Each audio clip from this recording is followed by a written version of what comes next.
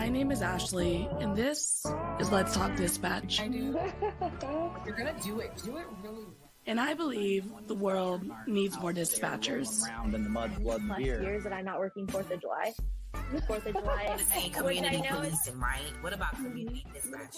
So on this show, with the help of my guests, we will educate, empower, and support the heroes behind the headset.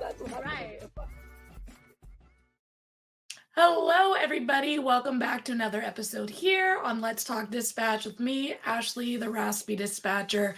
I am so excited to be talking to you guys again this week. We have a wonderful episode today with our guest who has over 15 years of experience as a dispatcher, a trainer, and a system administrator. They have turned their passion into a consulting company called Emerge 911 Training and Consulting. And we're going to talk all about that today with my guest, Brandi Powell. Hey, Brandi. Hey, Ashley. How you doing? How you doing? Girl, I am good. I'm really good. That's amazing. I'm so glad you're willing to jump on the show. I saw you post about your new adventure on LinkedIn. And of course, I was like, come talk to me about it. And you were willing. For sure. So I really For appreciate sure. that.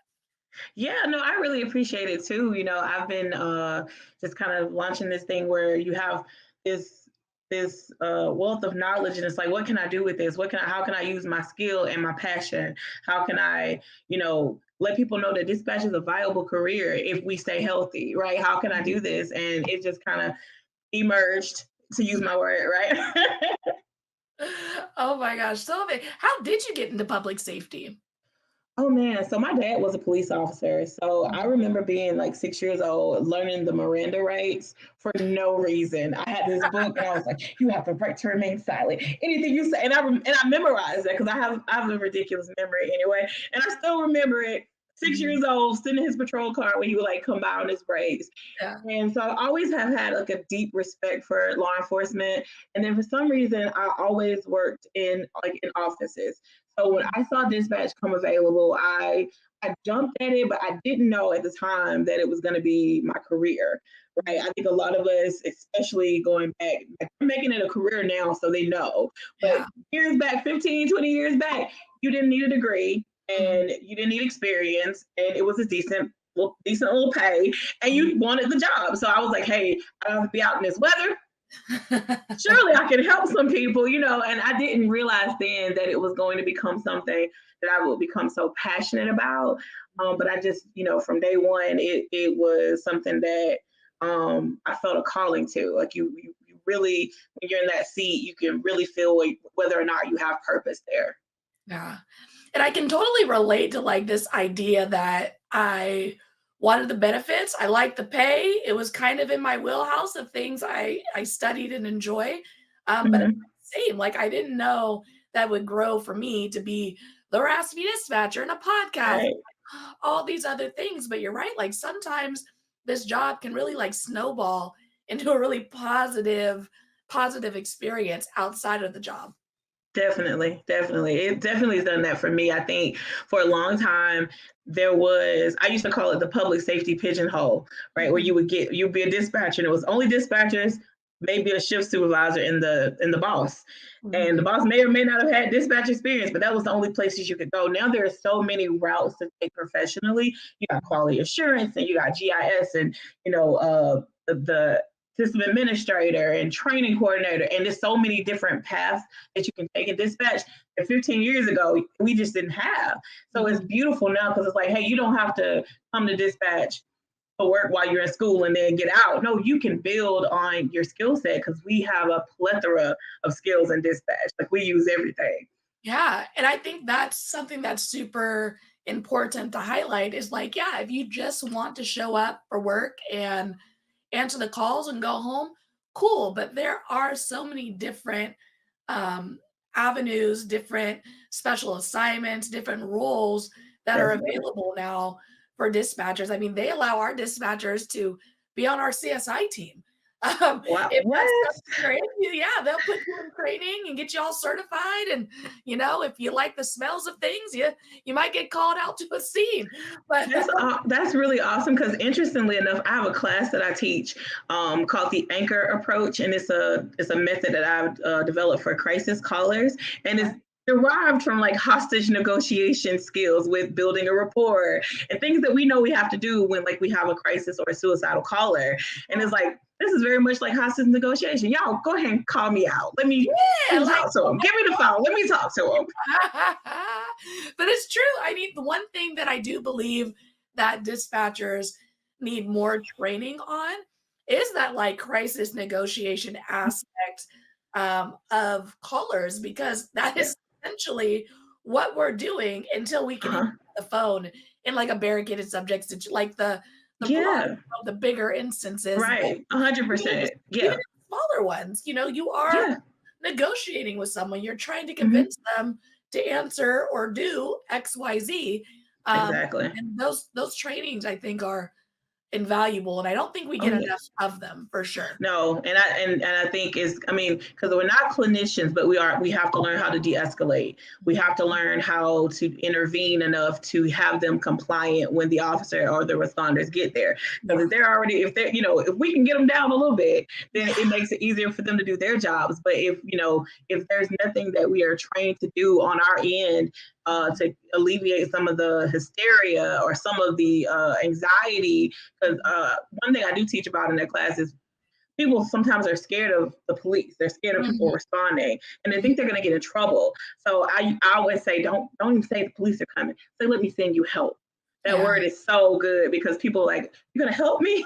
They don't realize who's coming, but they're like, you're going to send me help? I'm going to send you help. That's right. That's that is true. Like our words matter, right? For like the way we instruct, the way we conduct ourselves, the way we negotiate with our callers, it all matters. And I think there is sometimes a lack of understanding about the services we provide and like how 911 works. I had a elderly lady call 911 the other day, and didn't need us, accident, maybe a little dementia in there. And I was like, okay, I'm going to disconnect. She's like, wait, but I don't want you to bill me. And I'm like, bill you, girl. Oh my goodness. I was like, she was like, how do you know who I am? Like, to send me a bill. I was like, we ain't sending you a bill, sweetie. It's okay. It's a free service we provide. And that's so unfortunate. Another thing is like we could do a whole show on misconceptions about 911 because the older people think that they're bothering you, and then they're like, well, it's not an emergency, and then they tell you something that is an absolute emergency. You're like, whoa. You're not breathing. That qualifies. Yeah, let me help you, please. And then the people who think I have a girl I used to mentor, and she told me, when she was feeling depressed or suicidal, she would call 911 and just tell them what she was feeling and hang up. And she's like, they never sent me anybody. I was like, they didn't know where you were. We need your location. She's like, well, on TV, they always know where we are. No, baby. No, that's no, that was the landline times. We gotta locate you now. Yeah, we need a confirmed Addy because it is rough. It is rough. We don't have it, man. And it's funny because like the other day I had an upset caller, and they were upset about like a civil issue. Essentially, just kept calling, and it's at a point where you're like, I had no units available, which is a really busy night, and you want to be able to tell them like, I will send you someone if I had them. Like, I promise you, I don't want to keep hearing you tell me the same thing on this phone every 10 minutes. Like, if I could end this relationship by sending you someone, I would. Like, dispatchers want to send the call out. They want to send it out. They do not want that call sitting on their board. It gives us anxiety. 100%. Until it's clear. Right? It is literally the only thing I want to do when the call is sitting on the board. And when I can't, it's annoying. So that's not sometimes though, because they don't like, what do you mean there's no one available? Like, I promise you there's no one available. And I know, but that's so terrifying for them. like we know what that means, but for them, they're like, they think we're lying. Like that's somebody can come talk to me. And it's a civil issue, so it's gonna be the lowest priority because it's not even a police issue. It's gonna be the lowest priority. So if anything happens, it's gonna usurp your call, man. I'm sorry, I can't tell you that. You're getting bumped every time. Every time. It's just gonna keep going to the bottom of the list. Like I started them, but I got to start them somewhere else. So my bad, man. 100%. Well, what was it like for you in the beginning? I mean, you have a little exposure to the world from your dad and their job and their experience, but what was it like for you when you got into dispatch? You know, I talk a lot about because I have another class about new hires and veterans and I like bridging the gap, but I talk a lot about how new hires can be almost too empathetic and they feel everything and they're like, oh my God, the baby wasn't like they're so overwhelmed by it. And I believe that when I started, I may have had a little touch of that. Like I wanted to leave and Halle Berry that thing and go get in somebody's truck and follow and find. Like I was like, oh God, how can I help these people? I know units available. Show me a route. Right? Do I need to go pray with her? Do I need to drop off a basket? Started, I was so emotionally overwhelmed by so many of the calls. And I finally had to like get to a point where I was like, okay, Brandi. I basically was like, okay, if I know what they feel, then I know what they need. So if they're afraid, they may need reassurance. If they are, if they're sad, they may need comforting words. So I realized I can turn this overwhelming feelings that I had into a response. So I know if I was feeling this, I would need someone to say this to me. And then that's how I kind of got to be the go-to person for the crisis calls. Because they were like, Brandi, she won't calm down. They would give me the phone and I would use my anchor approach. I would use this and I would like find what was good and important to them. And I would kind of calm them on down. But it took a while because for a long time, you know, I wasn't traumatized by any of the calls, but it was just so shocking because another thing I always say is that our job does not come with a trigger warning. So you don't know when you're going to hear someone that you know, when it's going to be a call that you've experienced in your personal life, when it's going to be your worst nightmare on the phone. You have no idea what's coming on that line. So it took me a few months to get to the point where I wasn't just so just desperately empathetic that I was emotional about it. But once I got to the point where it's like, you know what? I'm able to help them. I'm able to send them help. I'm able to do something. I'm able to redirect my brain from being like scared for them. And I have police, fire, and EMS. I have the response that they need. So I gave them verbally the response and comfort they needed. And then I would give them the response they needed. And that made me just fall in love with the job because maybe I have a hero complex, Ashley. I don't know. Maybe I don't. I don't know. Sometimes you gotta take your cape off before you go to bed. Sometimes you wear it to sleep, you know? Sometimes, it's satin, so sometimes it feels good, But I think that's just a great thing. I think a lot of people probably deal with this hurdle and dealing with this job, right? This empath idea that you're feeling all the things that your caller is feeling. And I do think that there are some people who feel that and then run, right? Because they don't like this is for me type of a feeling. 100%. Because I feel too much. But I love that you've taken that honestly superpower, like being able to feel what people feel is really I would imagine it's taxing for you, but it really is a blessing for the person who's receiving the help. And putting that into a way to do your job well, I think is awesome. 100%. Yes, definitely. I think when I realized how to do that, then I wasn't so affected. And then it also stopped me from, like, I always say that a certain point you have where you feel too much, and then you may get to a point in dispatch where you don't feel enough. Like, the callous, and I call it the calloused dispatcher. We're not callous as if no feelings, but we're callous like I don't want to bleed, so let me get a little extra texture here, right? So I think what happens with that is over time, sometimes we don't feel as much, and it's only because I've seen this so many times before. I've heard this call so many times before, and sometimes that happens. I teach a seminar called Triggers, Trauma, and Telecommunicators. And when I teach it, I ask about like what you do when you handle a triggering call. And one lady, she raised her hand and she says, I don't handle triggering calls. I think I'm a sociopath. And I was like, whoa, whoa, whoa. Hey, Hold on, baby. That's out of our pay grade now. That's another class. That's another class. That's a whole other course. We'll deal with that another time. Today we're talking about, Put your if you are, stop it. You know what you're doing. yeah, let's not let her represent us as a whole. No. It was like, oh, don't say that. But it was very funny. Oh my gosh. But it's true. I think there is a level. I think when I look back at, my career so far and, the eagerness that I had, like, when you first start, you kind of want the hot calls, right? Like, I'd always, my friends would be like, oh, how's work? And I'd be like, oh, it's boring. Nothing's happening. And they're like, well, doesn't that mean everyone's safe? I'm like, yeah, but I mean, like, I want like a light foot chase. Like, I don't want, like a foot wound. I don't want like someone harmed, but like a light bug, like, and because, the adrenaline, the excitement, all those things that come with first responder type role affect dispatch as well. But then you take your 100th, 1,000th call and it can get a little, that empathy can go down and you're like, another one. Or you're talking to the same people.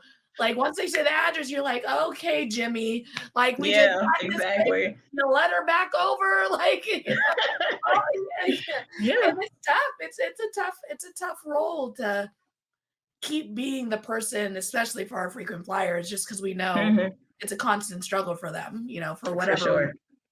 Definitely. Well, do you remember any of your early calls for service or what it was like? Just getting at the door. I got calls now. We have our anecdotes, right?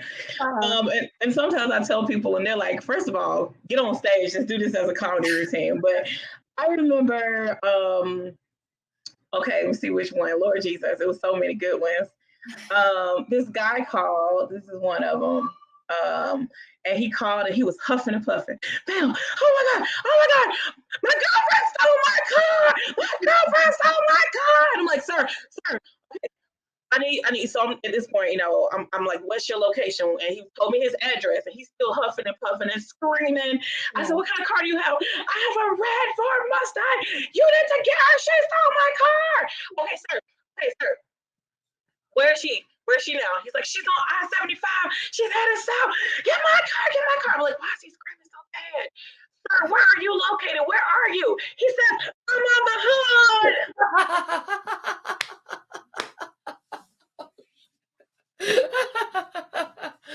He was coming on for dear life. And I was so typical. I was like, I told I was still connected.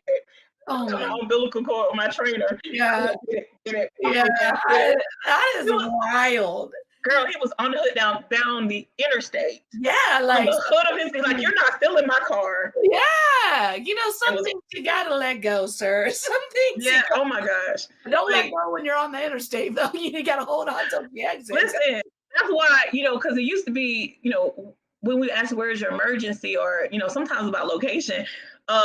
Where you're calling from may not be the location of the emergency, but he was actually, and then some people call and they're mobile. So you have like this constantly changing address.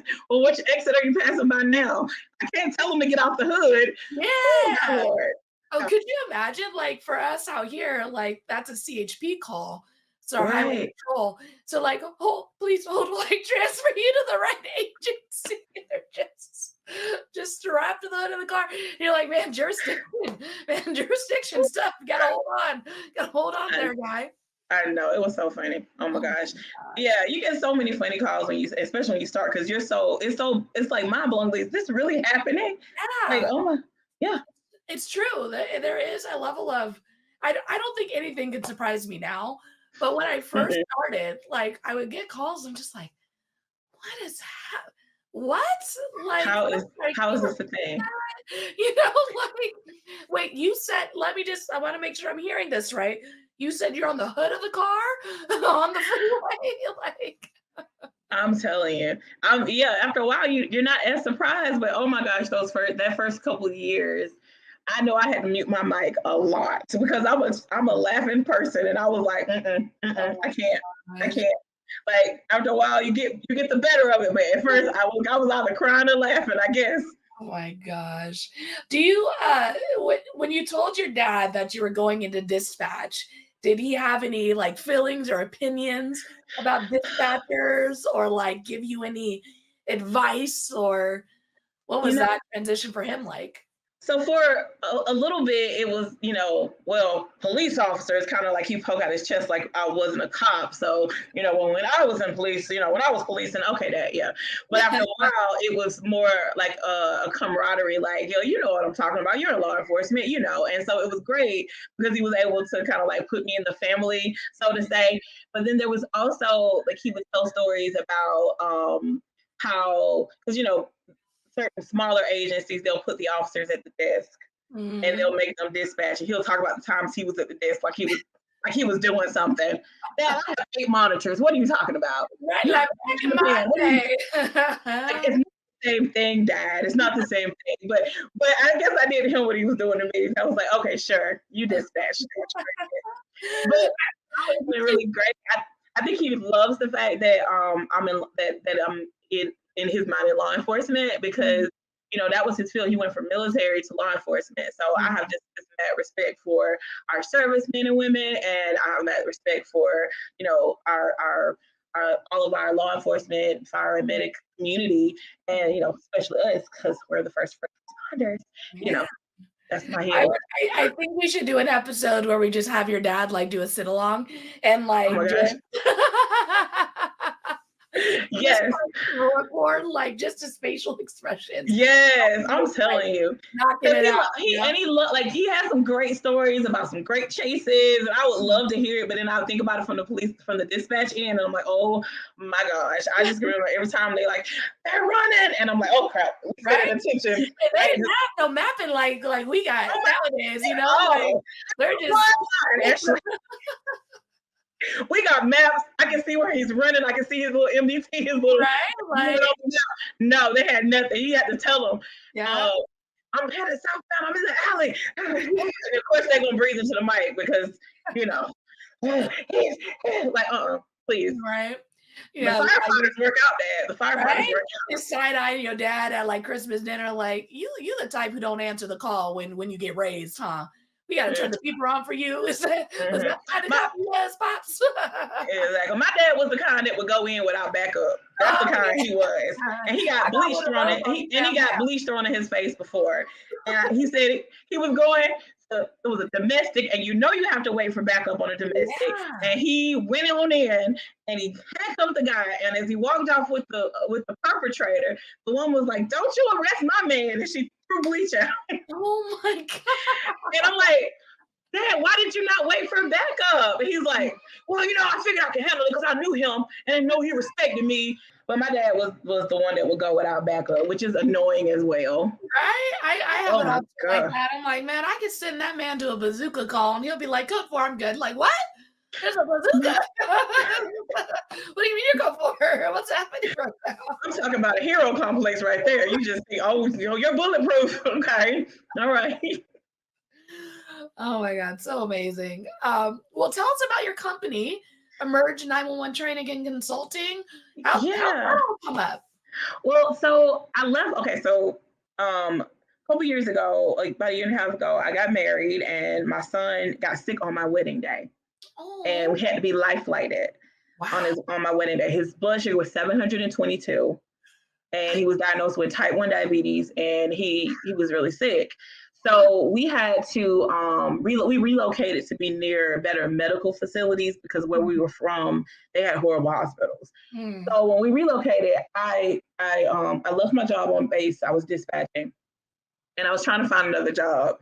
And the only thing in the federal government that dispatch can transfer to, that the experience counts for, is secretary, mm, because dispatch is a secretary by the federal government standards, mm. right? We're all seething about this, Right? of course, right? On But fire. I didn't know how mad I was until I Yeah. became an underwhelmed secretary. I'm secretarying, and I'm like, this is not for me. Yeah. Yeah. This is not my bread and butter. I don't know anything about these aircraft parts. What are we doing? It was very, very underwhelming for me. So what I started doing was I got on LinkedIn and I started looking, well, maybe I can go to the vendor side of 911. Maybe I can still be connected that way if I'm not going to be in the 911 center. Maybe I can be connected. So I started looking and connecting on LinkedIn. I realized that there were conferences that I could submit to, and I've always been a trainer, and I'm like the extra trainer. Like I'm making worksheets, and I create acronyms, and even my anchor approach has an acronym. Every letter stands for something because I'm a nerd. And so I submitted to, I think it was IPSA, it was the Illinois Public Safety Communications Conference in Springfield, Illinois, and they were like, "Yes, please come." And I was like, "What? Me? I'm not even a dispatcher anymore." So I went, I taught. It was amazing, and I began to realize what I spoke on was the fact that 911 has no chaplains. So can you hear me? Yeah. Okay, so I spoke on the fact that 911 has no chaplains. So I started doing some research and looking into it, and I realized that police have chaplains and firefighters have chaplains, and in some cities, that paramedics have chaplains, but dispatch doesn't have a chaplain. And so I've been in ministry for 12 years, and I've always just wanted to be a chaplain, and just love the concept of being there to support people in crisis, because it's what I do anyway in ministry and on the job. So I was like, well, why don't dispatch have chaplains? I came to the conclusion, based on my secretary position, is that because we're not considered first responders. First responders would get chaplains. So agencies, and then I did a study, agencies who are considered, PSAPs who are considered first responders in their state, they tend to have chaplain services. Even if it's just a police chaplain, they'll come by and see them or come and speak to them. They include them in critical incident debriefings. A lot of dispatchers are not included in those. We deal with so many stressful things, and then you have to get on the next call and on the next call and on the next call. So I realized that there was a wellness issue, because when you're a seasoned dispatcher, you've been here for a while, you're a veteran, they didn't really care so much about our wellness. You just had to keep answering the calls. You have a stressful call, you might be able to take a little break, but most likely you were understaffed and you couldn't take a break. So that's what I began to speak on. And the more I began to speak on it, the more I realized, like, I have material, I have trainings, I have things that I could teach and train on that are like second nature to me, but it's something that really changes the audience when I speak to them. Like they learn something. I spoke in Pennsylvania a few weeks ago, and when I left, they were a very quiet crowd. Like they didn't hardly say a word. They were like this the entire time. They didn't say a word, and I was like, okay, are they picking up what I'm putting down, right? And they were very quiet. And I'm an engaging person. Like I have questions, and we're talking, and they were like the whole time. And but when I finished, they all ran up to me and had individual conversations with me after the class. I was like, why didn't y'all talk when I was teaching? One person said to me, he said, everyone else is trying to get something from us, and you're the only person that gave us something. And that was so meaningful to me, just because I was like, wow, like this is really helpful. This is really helping people. So what I've developed is like a program where I can come into your center and we can kind of see where you are as far as wellness and how we can grow your wellness program. Courses and classes may be needed to just kind of like to improve the wellness of the center, because a lot of centers have that generation gap where you have the new people, and I love these Generation Z people because they care about work-life balance in a way we never did. Yeah, that is their goal. Like they want to be appreciated, and they want work-life balance. We wanted benefits. Yeah, straight up. Right. So we wanted benefits in the job, but they hold on, I think my little headset went out. But yeah, so they want something different, and they need something different. And what we're realizing now is that because of us not having these things instituted over the years, we're seeing this influx of PTSD, this influx of depression and anxiety. It's to the point where most seasoned dispatchers kind of expect to be burnout. They expect it. It's an occupational hazard. They know they're going to get burnt out. It's occupational hazard that someone will lose their hair. Like I had a lady, a coworker, and she was always on, her stress level was on a 10.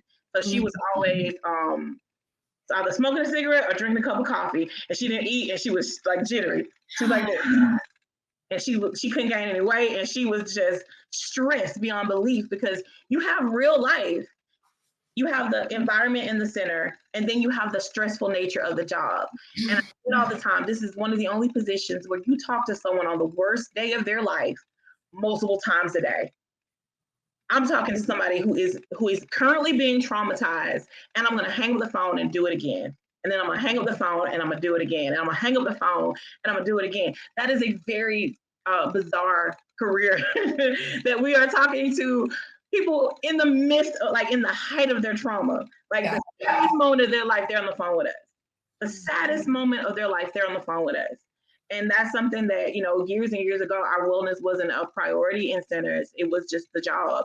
And now I love that it's taking a front seat. And I want to be a part of that, because I feel like I have social workers that I work with to build this curriculum, to build these things, to make sure that people have what they need, so that, when they're done with this course, they're stronger. When they're done with this course, they're a little better. They have tools that they can implement into their life that enable them to balance the stress of it, right? So self-care over stress is something that I teach, because a lot of times people feel guilty about taking care of themselves, but self-care isn't a spa day. Self-care can mean saying no.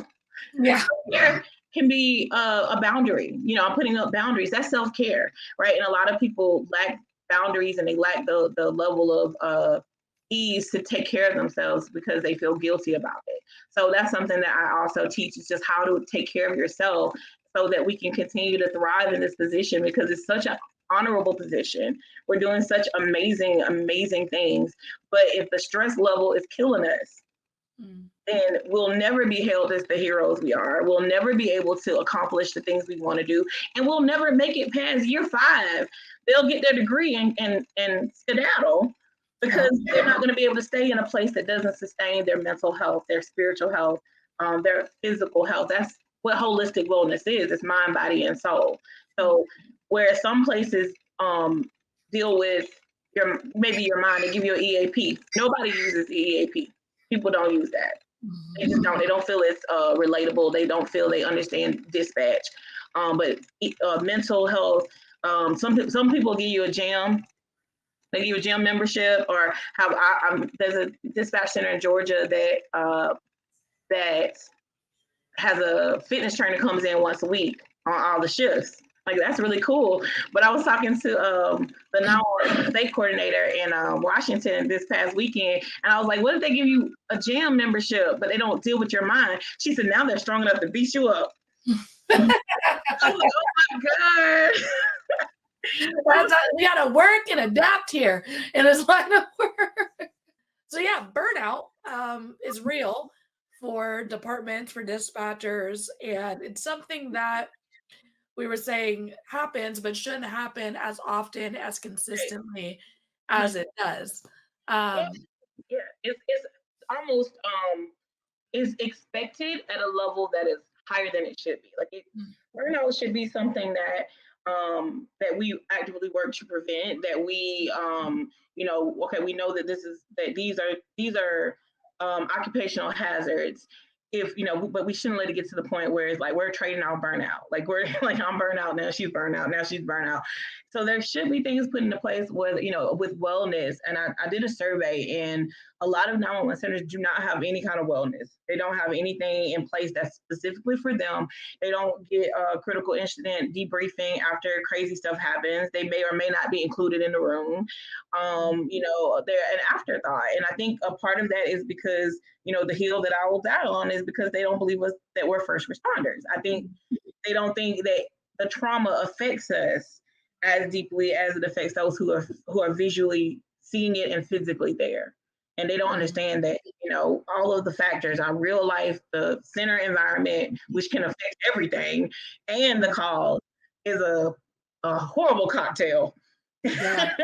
Yeah. And I like me a stiff drink, but let me tell you, I don't I don't need that, and I think you mentioned it earlier. One thing that's very telling of the differences between infield responders and dispatchers, and it's not a competition of like whose trauma weighs heavier or anything like that, but just the reality is if my officer goes to a high priority call, let's say a shooting or a really bad DV, they're going to sit on that one call for 6 hours, 7 hours, maybe their whole shift if it's really bad. Yeah. Like you said, I'm going to take that call, talk to that victim, and then I'm going to talk to another, and then I'm going to talk to another. And so the just amount of trauma we get exposed to is different and more. Like it's just different and it's valid. It is. And there's this almost like with the hostage negotiation portion of it, how we're trying to get them to comply or give us their location. There's this level of pulling teeth that we have to do, or building rapport that we have to do in a short amount of time to get the information that we need to get. And you got to be very skilled at it. And everybody ain't always easy to talk to. Like you have your callers who are like the hysterical one is the one they're gonna put on the phone. It could be a room full of calm people. They're gonna put the hysterical person. I don't know why I guess she believes it's most emergent. I don't know. I don't know why they put them on the phone, but they do this. But yeah, it's so many factors to our job that make each call potentially just overwhelmingly stressful. And usually, if I tell people, they're like, "What do you do for a living?" And I'm like, "Oh, I'm a 911 dispatcher." The first reaction is, "Woo, yeah, you better than me." So the public knows that this is a stressful job to the point where they're like, "Oh, I wouldn't do it." No, thank you. Ouch. We still hiring them, so you want we're hiring, baby. Listen. It's just it's such a unique experience, and I love talking to people who have experienced this line of work, have seen a gap that affects them, speaks to them, they're passionate about fixing, and then do it, and that's what I think you're doing at Emerge 911 is you saw a gap, you've experienced the gap, and now you're trying to fix it, at other agencies and departments. I think that's wonderful. It's so cool. Thank you so much. Yeah, I really, I say it all the time. I just want us all to be okay. And it's really my heart. Like when every conference that I've been to at my own expense. I paid for the ticket. I paid for the room. A couple times I was embarrassed about what hotel I was staying in. Oh, y'all at that hotel. Oh, okay. I'm not there. I'll meet you there. I'm not there. Like, but I did it. And then people like, why are you doing this? And I'm like, I'm called to this. Like there are people who are going to leave the class different or feeling more assured about their career because they're like, hey, there's a method to how to handle the stress. There's a method to how to communicate without being disrespectful, how to communicate, all the different things that I teach. But I know that someone will be shifted and changed by it. And then especially the 911 centers, when I'm able to get there, I'm going to Forest Park, Georgia next week, and I'm going to be on like all 4 shifts and kind of, I wanted to call it like a observation period, bonus observation. I'm just going to be nosy for a couple days. Okay, I like it. But then we can start to I can get the vibe of their culture, because a lot of times, it's a cultural thing, like it's in the center. So it may be toxicity that is deep rooted there that no amount of gardens and quiet rooms will fix, right? You know what I mean? It may be some things that need to be pulled out at the root. And so if I'm able to go and see what the issues are and speak to the issues. And I'm a workshop guru. Like I'll plan a workshop about anything. You can say, Brandi, I want to talk to people about how we should be on the forefront of technology instead of getting it 5 years late. Make you a workshop for that. I'll make a class. We'll talk about it. We'll work it out. I mean, just because that's what I can do. That's what I have, the ability that I have. So I want to see what they need so we can fill the gaps and fill the need so that they can stay in their job and they can move forward. I just see the turnover has always been. I've been in this 15 years. The turnover has always been a problem. Every 911 center is always hiring, always. And then sometimes they make you jump through hoops to get the job, but the No. qualifications are not high. Mm. So, it's going to always be this endless, cycle of people coming in and people going out.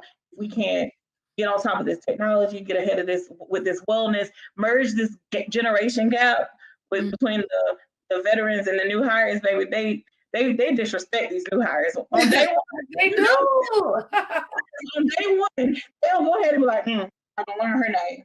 I'm gonna learn your name until you're here for 5 years. Like, just not gonna last. Like, just antagonize. Right. They act like they don't want a vacation. They act like they don't want to submit a time off request and get it approved. Train this child. Train her. Stop hazing these new people. Let them become veterans too. And then you go out 4 years, they'll call their little criminal justice degree and skedaddle to the police department. Come on. Right? Like, give people a reason to stay. 100%. Give people a reason to stay. I'm a big advocate, obviously a lot of the Raspy Dispatchers started with aspiring dispatchers, like helping people through this process. And one of my speakings and one of my sessions I do is like retention starts at the application. Like if you are going to wait to try to retain these people after they've trained, after they're actually counting as a body, like you're too late. It starts at the moment they submit their application. This feeling, this experience that they have through this process is gonna give them buy-in or not, Right. It's just a good place to start. It's from the beginning to create that culture. And what I love about, like you say, you're gonna go do an observation, a wellness observation, and see what the center actually is doing and what they actually need. It's wonderful because I think a lot of times people, they sell a thought or they sell a feeling. And like, I can help you change, but what you're saying is like, I can help you change, but I have to see what I need to change first. Yeah, right? let me get around because one thing people will do is they give you this one size fits all. I don't tailor this course to y'all. You know what I mean? I don't figure out, okay, y'all have a problem with the generation gap. Y'all have a problem with the technology or the training or the retention of knowledge and whatever. I can figure out, like, let me figure out, but you have to be there. And a lot of times when you work there, you're too close, or you'll put a Band-Aid on something as opposed to dealing with where the wound actually starts. So I would, having a really good conversation with the directors and letting them know that, this is my heart. This is what I'm passionate about, because I've been in centers where we were all scared of the supervisor. Yeah. I've been like really scared. Like she was Freddy Krueger, scared. Really afraid. She come in. We're all grown-ups. Why are we scared of this mama? Yeah, straight up. And it's like, and that is a culture. That is a bad thing. That is not you. No matter how much therapy you give them, no matter how much you have somebody come in and help them do Zumba twice a week and Pilates once a month, if your supervisor is a bully, they're gonna feel bullied. Yeah. And emotionally, interpersonal skills are another thing that I deal with. Like, because I've always been that person, Ashley, where they would put me on shifts with the difficult people. They're like, well, Brandi's going to get along with them. And then I'm on the show like, why am I here with them? This because I'm nice don't mean I want to do this. Right. But I've been that scapegoat so many times in professional environments, in ministry environments, in community service environments. There's a difficult person and they put me with the difficult person. And I'm like, oh, this is fun. So I know how to deal with difficult people, and to the point where now this difficult person is like my best friend or so close. So I know how to diffuse the bullies. I had a supervisor once. It's a quick story. She hated young people. She just could not stand young people, and she would I'm telling you the truth. One day I did something. I think I was late. She had me write lines, Ashley.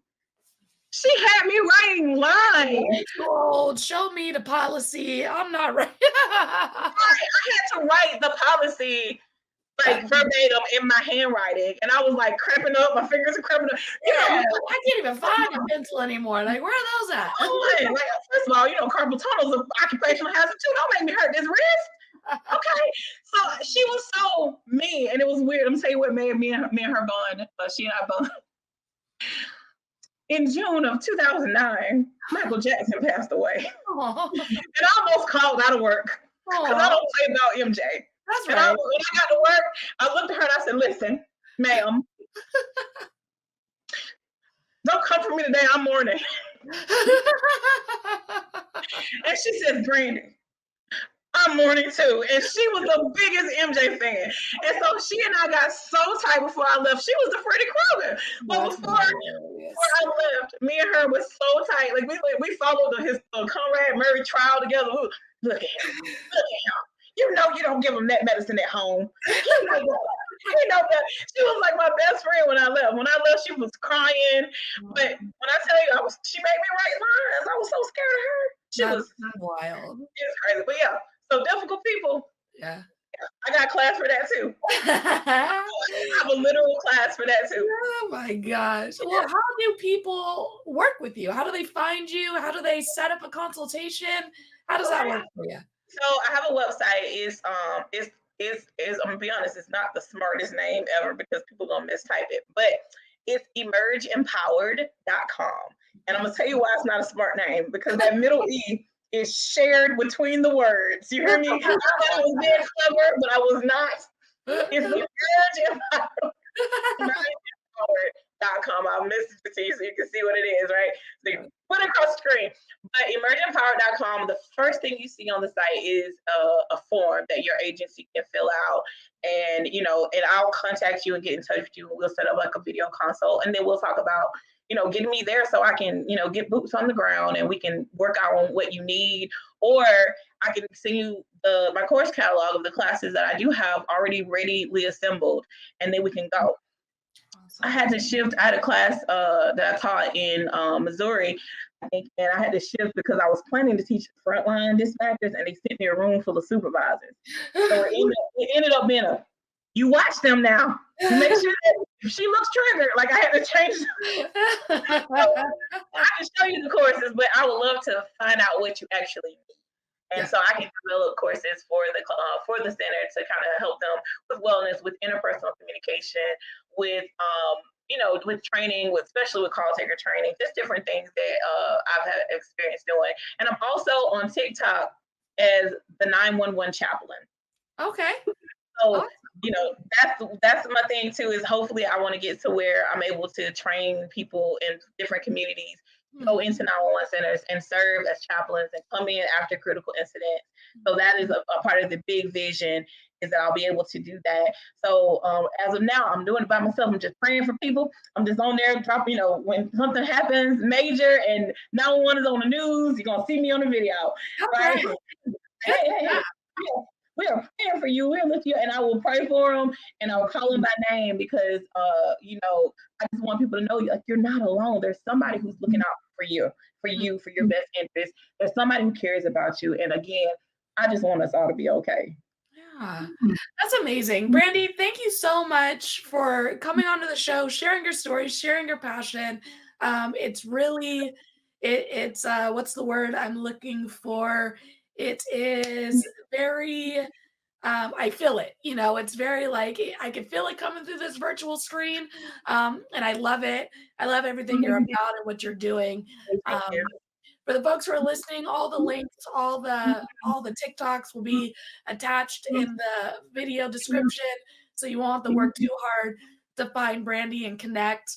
But definitely reach out to Brandi, get her in your center, get that wellness observation going, so you can see what's happening for your people. Again, Brandi, thank you so much. Thank you so much, Ashley. Awesome. I'll be right back with you.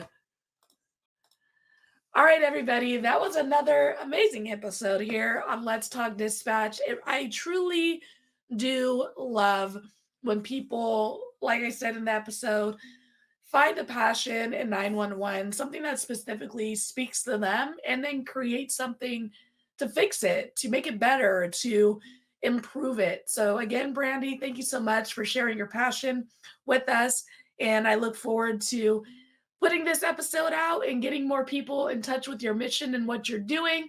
If you're listening, make sure to check out Brandi in the links below. Follow her on TikTok and all of the social medias. And until next time, everybody, stay raspy.